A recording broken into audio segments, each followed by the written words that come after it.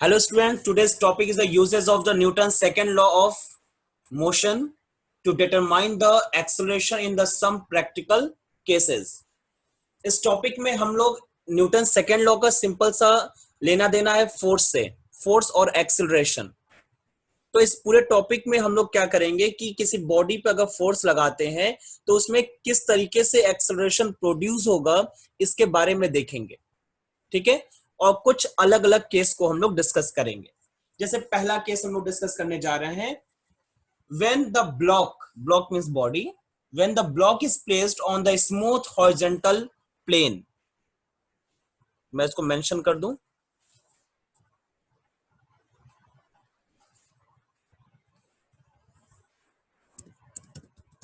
block is placed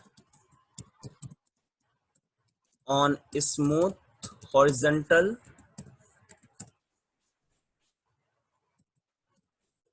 plane, ठीक है।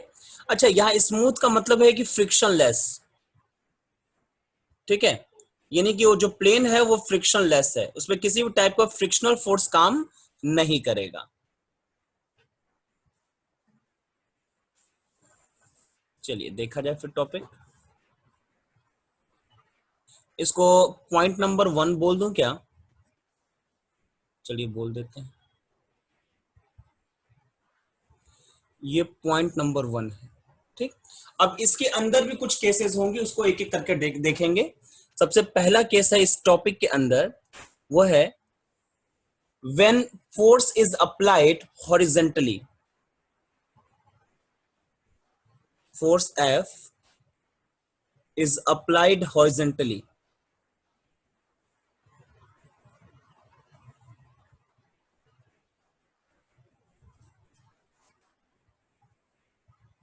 Diagram draw करके बता रहा हूं आपको, परेशान बिल्कुल ना हो।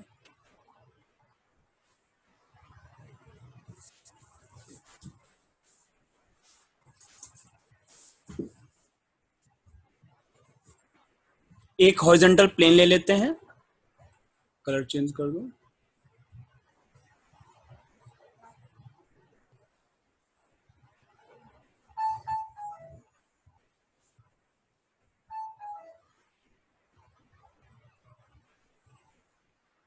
ठीक है, इसके ऊपर एक बॉडी रख देते हैं।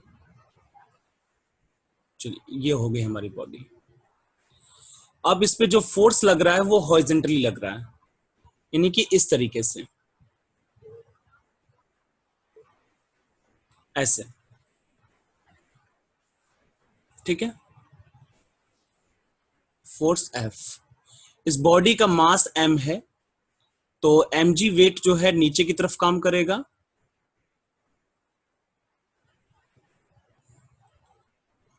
मास m है तो mg वेट नीचे की तरफ काम करेगा, और इस वेट की वजह से इस प्लेन का जो रिएक्शन है वो ऊपर की तरफ काम करेगा, ठीक है। कितना रिएक्शन होगा, मैं मान लेता हूं R है, रिएक्शन R, ठीक है। और ये स्मूथ प्लेन है, इसमें किसी भी टाइप का कोई फ्रिक्शन नहीं है। तो सबसे पहले देखिए, R और mg एक दूसरे को बैलेंस कर रहा है, ठीक है। तो हम लोग लिख सकते हैं, first thing R equal to mg, equation number 1, ठीक है। अब R और mg एक दूसरे को बैलेंस कर रहे हैं, फॉरवर्ड में फोर्स F लग रहा है, तो इस फोर्स F की वजह से कुछ एक्सेलरेशन प्रोड्यूस होगा। चलिए मान लेते हैं A एक्सेलरेशन प्रोड्यूस हो रहा है बॉडी में, ठीक है। This implies that, and force F equal to कितना होगा, m इंटू ए, और यहां से क्या निकल सकता है, A equal to F by m। ये इक्वेशन नंबर 2 हो जाएगा एक्सेलरेशन कैलकुलेट करने के लिए, ठीक है।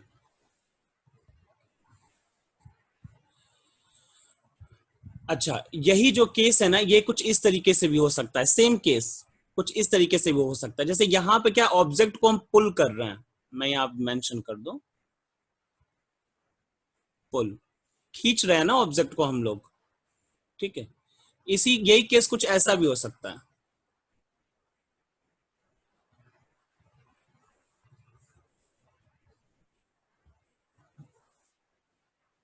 ऑब्जेक्ट ले लेते हैं,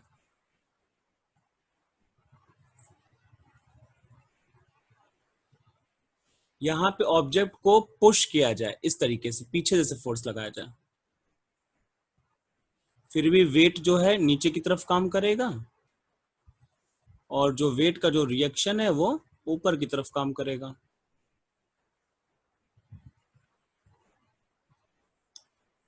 ठीक है, तो फोर्स F यहां लगा रहे हैं, ये रिएक्शन R है और ये mg है। इस केस में भी रिलेशन यही बनेगा, ऊपर वाला ही। ठीक है, तो अगर आप कहो तो मैं दोबारा लिख दूं, अदरवाइज आप समझ लीजिए कि वही चीज होगा। ठीक है, यहां पे ये पुश का काम कर रहा है, लिख देता हूं मैं एक बार और। ये फिगर 1 है, ये फिगर 2, ये फिगर 1 के लिए सारी चीजें थी, ये फिगर 2 के लिए सॉल्व कर रहा हूं। है वही, अलग नहीं आएगा। R इक्वल टू mg यहां पर भी है। ठीक है, इसको इक्वेशन नंबर 3 लिख देते हैं, और F इक्वल टू ma आपको यहां पर भी मिलेगा, और ये इंप्लाई करेगा आपको A equal to F upon m, same thing. इसको इक्वेशन नंबर 4 बना देते हैं। तो ये केस समझ गए किस तरीके से एक्सेलरेशन प्रोड्यूस होगा, बहुत सिंपल सी बात थी। ए एक्सेलरेशन प्रोड्यूस हो रहा था, बॉडी का मास m था जो कि मेंशन्ड है। ठीक है, अब यहां पर ये केस हम लोगों ने कौन सा डिस्कस किया, when force F is applied horizontally. अगर फोर्स F हॉरिजॉन्टली ना अप्लाई हो करके किसी डायरेक्शन में अप्लाई हो, तो थीटा एंगल पे अप्लाई हो तब, तो उसके लिए डायग्राम ये होगा। चलिए देखा जाए।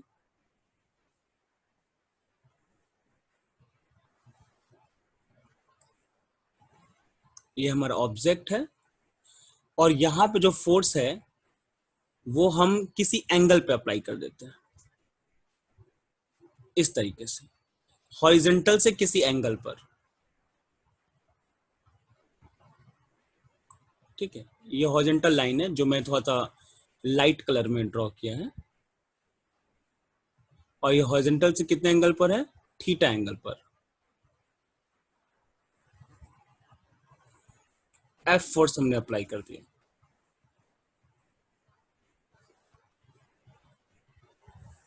ठीक है, फिर से यहाँ पे बाकी चीजें तो होंगी, वेट होगा और बाकी चीजें तो होंगी, उसको भी मेंशन कर दिया जाए। चलिए फटाक से, इसका वेट नीचे की तरफ काम करेगा इस तरीके से,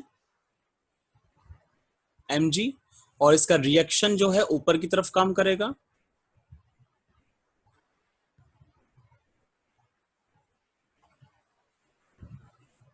इस तरीके से, ये इसका रिएक्शन हो जाएगा। ठीक है, तो देखिए ऐसे केस में क्या होगा, ऐसे केस में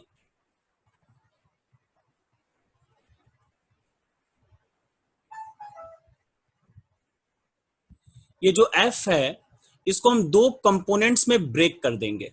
देखिए मैं ड्रॉ कर रहा हूं,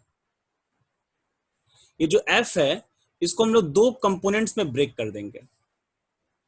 ठीक है, एक चीज और भी हम बता दें आपको कि जो एरो मैंने, ये जो रिएक्शन का जो एरो बनाया है वो आप देख रहे हो कि थोड़ा सा अलग लाइन में बनाया है। ठीक है, एक्चुअल में वो इसी लाइन पर होता है। ठीक है, लेकिन मैं थोड़ा सा अलग इसलिए बनाया है ताकि मैं आपको उसको पॉइंट ऑफ एक्शन दिखा सकूं। ठीक है, जो वेट होता है वो सेंटर ऑफ ग्रेविटी से काम करता है, लेकिन जो रिएक्शन होता है वो सरफेस से काम करता है। इसीलिए मैंने उसको ड्रॉ किया था, इसलिए मैं अभी जो है इसको ओवरलैप कर दे रहा हूं, क्योंकि मैंने आपको समझा दिया कि क्यों ड्रॉ किया है। चलिए, तो अब हम लोग जो है ये जो फोर्स F है इसको दो कंपोनेंट्स में डिवाइड कर देते हैं। एक हॉरिजॉन्टल कंपोनेंट ले रहे हैं हम, कंपोनेंट्स में डिवाइड करने का तरीका क्या होता है मालूम है ना,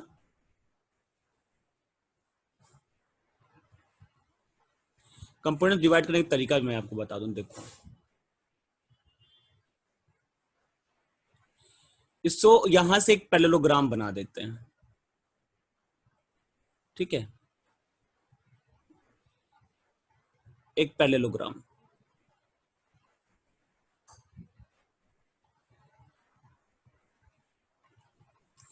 और पैरेललोग्राम बनाने के बाद ये जो आर्म होगा, ये आर्म आपका हो जाएगा एफ कॉस थीटा, और ये वाला जो आर्म होगा आपका ये होगा एफ साइन थीटा। ठीक है, जिसके साथ एंगल जुड़ा हुआ होता है, जिस कंपोनेंट के साथ, वो कॉस कंपोनेंट होता है। ठीक है, और ये क्या हो जाएगा, एफ साइन थीटा। ठीक, चलिए अब इसके इक्वेशंस बनाए जाएं। यहां मैं लिख दूं, टॉपिक क्या था, व्हेन एफ इज अप्लाइड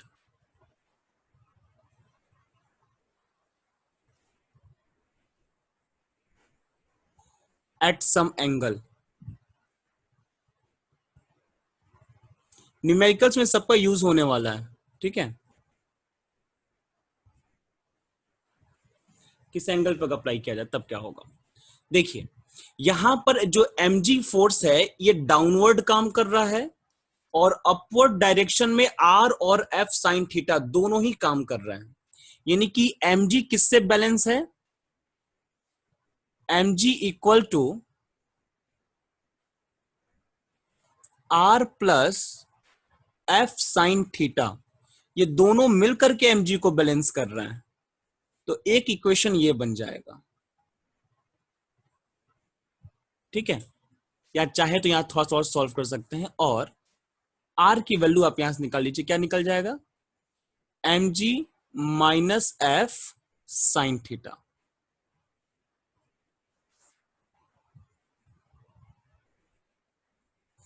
इसको मैं इक्वेशन नंबर 1 लिख दे रहा हूं। ठीक है, तो एक इक्वेशन तो ये बन गया। ठीक, दूसरा, जो बॉडी में एक्सेलरेशन प्रोड्यूस होगा हॉरिजॉन्टल डायरेक्शन में, वो किस कंपोनेंट की वजह से होगा, एफ कॉस थीटा कंपोनेंट की वजह से होगा। ठीक है, तो न्यूटन सेकंड लॉ क्या कहता है, force is equal to mass into acceleration. मैं मान लेता हूं कि इधर एक्सेलरेशन ए प्रोड्यूस हुआ है, तो फोर्स कितना है, एफ कॉस थीटा। ध्यान देना, हॉरिजॉन्टल डायरेक्शन में कितना फोर्स है, F cos theta. Mass M है और एक्सेलरेशन ए है, तो F cos theta is equal to M A. या फिर हम उसको ये लिख सकते हैं, A is equal to F cos theta upon M. ये हमारा एक्सेलरेशन हो जाएगा इस केस में। ठीक है, यहां पर जो है, इसको जो है आप एक पुल की तरह देख सकते हो ना, कि एक पुल है, बॉडी को खींचा जा रहा है। ठीक है, आप ऐसे ही जो है एक पुश के लिए भी सॉल्व कर सकते हो। चलिए वो भी करके देख लिया जाए। एक और डायग्राम ड्रॉ कर देते हैं यहां पर। ठीक है, एक डायग्राम ये ले लिया जाए। ठीक है, एक यहां पर एक बॉडी ले लेते हैं हम लोग।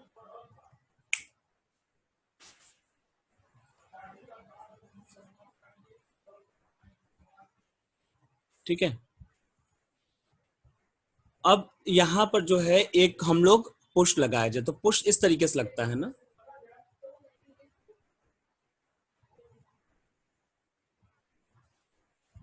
ठीक है, इस तरीके से।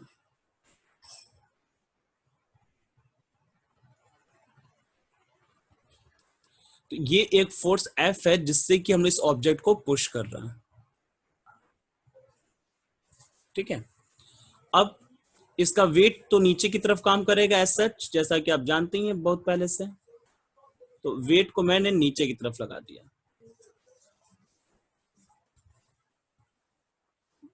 ठीक है, ये वेट लगा दिया mg, और इस वेट की वजह से रिएक्शन काम करेगा जो कि ऊपर की तरफ होगा।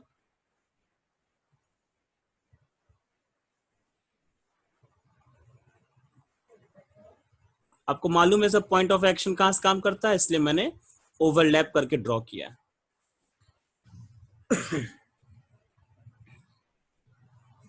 ठीक है, ये हो गया आर, रिएक्शन।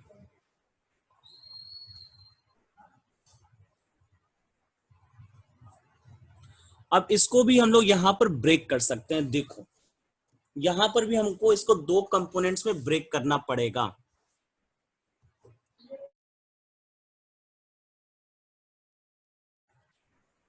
देखिए मैं इसको क्या दिमाग लगा रहा हूं। ये जो फोर्स है इसको आप थोड़ा सा ऐसे आगे की तरफ सपोज करिए।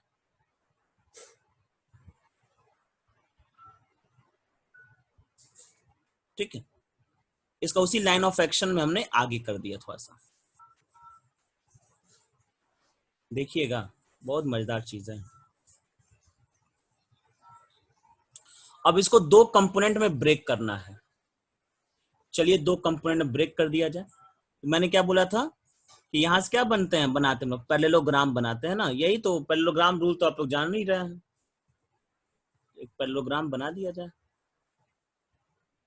एक इधर आएगा और एक इधर आएगा। ऐसे ही ना बनता है।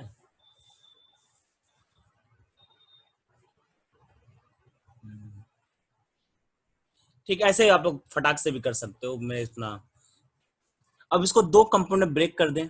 ये फोर्स एफ है, मैं मेंशन कर दूं, ये फोर्स एफ है। इसका एक कंपोनेंट ऐसे हॉरिजॉन्टल ले लेते हैं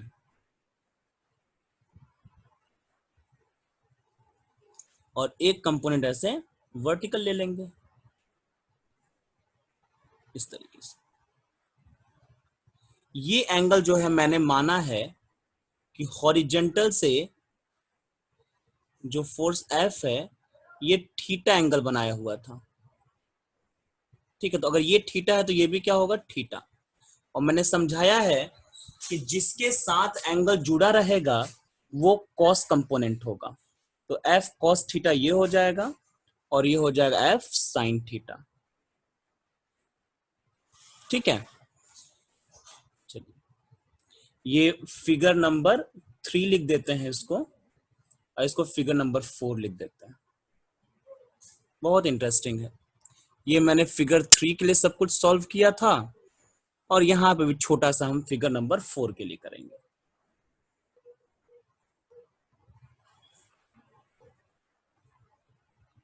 चलिए यहां से बना देते हैं, जरूरत होगी तो उधर भी लिख लेंगे।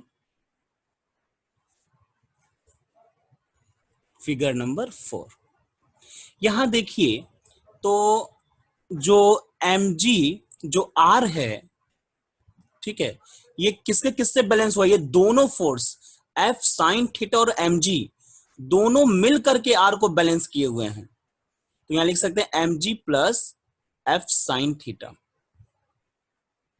ठीक है, r equal to mg plus f sine theta. ये क्वेश्चन नंबर 3 हो जाएगा। एंड दूसरा इक्वेशन, जैसे f cos theta horizontal direction में लग रहा है ना, तो इधर एक्सेलरेशन a प्रोड्यूस हो जाएगा।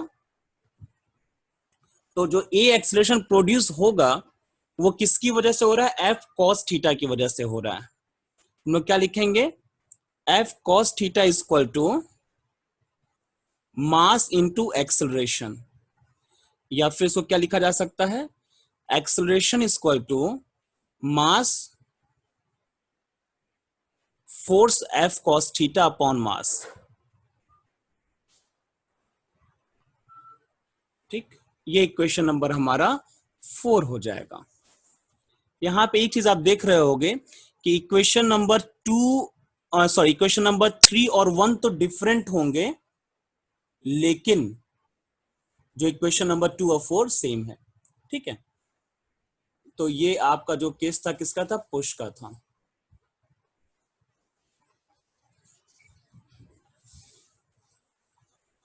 ठीक है, अब चलिए, ये तो था कि जब ब्लॉक को एक हॉरिजेंटल प्लेन पे रखा गया है। अगर ब्लॉक को एक हॉरिजेंटल प्लेन पे न रख करके हम किसी इंक्लाइंड प्लेन पे अगर रखें तो क्या होगा, उसको देखना है। ठीक है, आते हैं नेक्स्ट पेज पे।